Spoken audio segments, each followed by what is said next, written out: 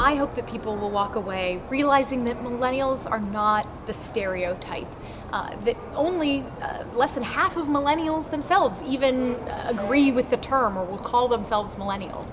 We want to be thought of as intelligent, caring, hardworking, responsible, and so we are very different than what I think the headlines sometimes say about our generation. Sure. And so modern technology makes it easier than ever to reach out to your legislator. What are the younger generation's preferred way to contact their representatives in Congress? And is it the right channel? Is it a channel that legislators are actually listening to? Does a tweet mean as much to a legislator as an email or a phone call?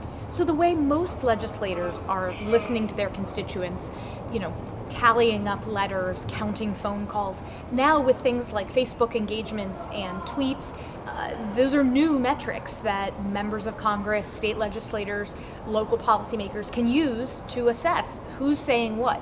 But the most important thing you can do as a millennial, most of the time we're using social media to try to get that message out.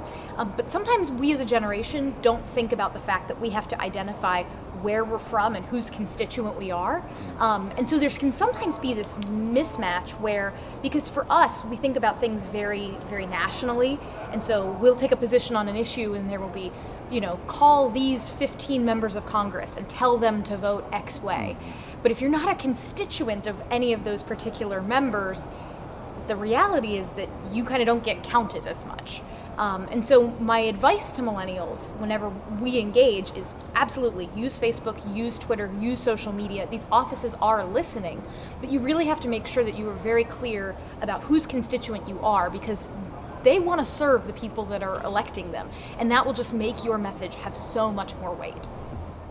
So you have a lot of experience about what appeals to young people. Any advice to credit unions on what they can do to attract younger members to the credit union model? So I think what's so neat about the credit union model is that it is nonprofit and it is people pooling their resources together to help one another achieve great things, to achieve dreams of buying a home or starting a business, have access to the financing to do that sort of stuff.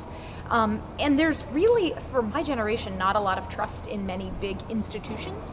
A belief that, you've kind of got, if you're a big institution, you got to prove yourself, whether it's a big religious institution, political, media, what have you.